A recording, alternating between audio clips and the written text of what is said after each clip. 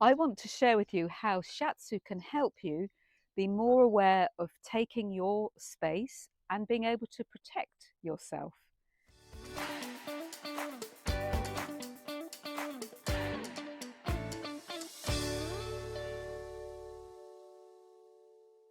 Now, you might think that's a bit odd. Maybe you do or don't know what Shiatsu is, but a lot of people think, well, it's something to do with a kind of massage to the body. And yes, there is a part of Shiatsu that is that we touch physically the body. But there is also a part of Shiatsu that works with the space around your body. Sometimes people call that your aura or your energy field. In fact, if any of you know Reiki, Reiki is a bit more based on that, it comes also from Japan, and it's working with the energy around your body. And Shiatsu also works with that. So you might think it's a bit esoteric, but actually, this space, this protective space around our body, is in fact a memory of how we protected ourselves when we were in the womb of our mother. Because when we're in the womb, we're surrounded by water. So, in fact, the nature of this space is it's a bit like a protective bubble. People often use that as an image to protect themselves. A protective bubble, which may have a colour.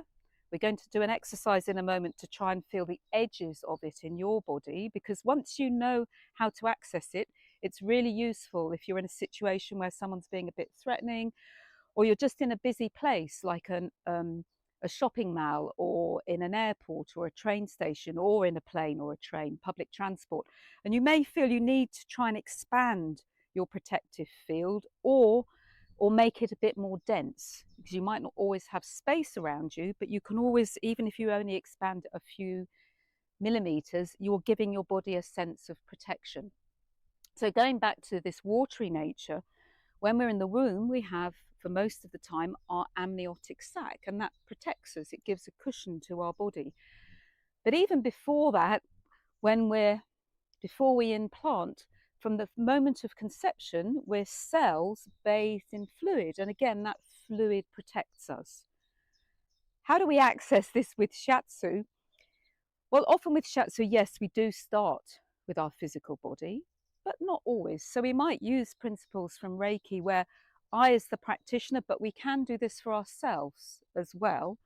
Because I also want to share with you that when we're working with Shiatsu, me as the Shiatsu practitioner, I'm not giving you anything that you don't already have in your body. I'm just helping your body remember its power, remember its strength. That's another thing I love about Shiatsu.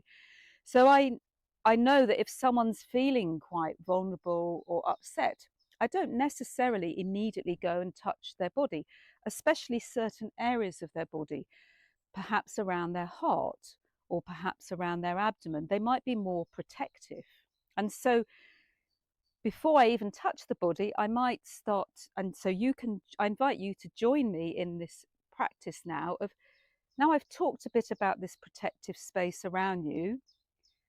How does your protective space around feel around you now? Especially if you're watching this video while you're on a train or in a busy place, can you sense your body being more than your physical body? Can you sense a bubble around you? How big is this bubble? How far away from your body? Can you actually have a sense of the edges? You may not be able to physically do the movements that I'm doing now, but you can have a sense. This is what I would do if I was working with someone else, but also myself. If I have the space, I might actually feel around my body and feel, well, where does the space around me begin and end? And when am I getting much more into my own energy field? So practice around different areas of your body, because it's different densities and distances depending on your body. So you could start a bit away from your heart. It could be around your navel, could be around your lower back or your head, or if you're in a space with people around you, sense where do you most need the protection, and then feel it with your hands.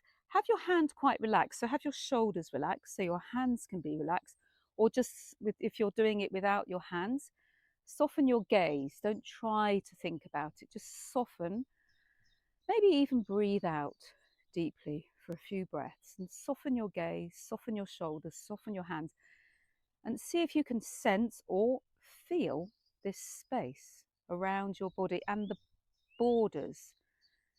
And then you can gradually come in closer, perhaps, to your heart, to your navel. I actually feel today I want to connect with my shoulders a bit and just let them soften. That area around here feels a bit dense. So you're not actually touching your body for the moment. I want to do the other shoulder to balance it out. But I feel there it's a bit more dense, and here it's a little bit lighter and more open. But I'm standing in a field with lots of space around me, so I don't really need to protect myself. So my field is a bit more expanded at the moment.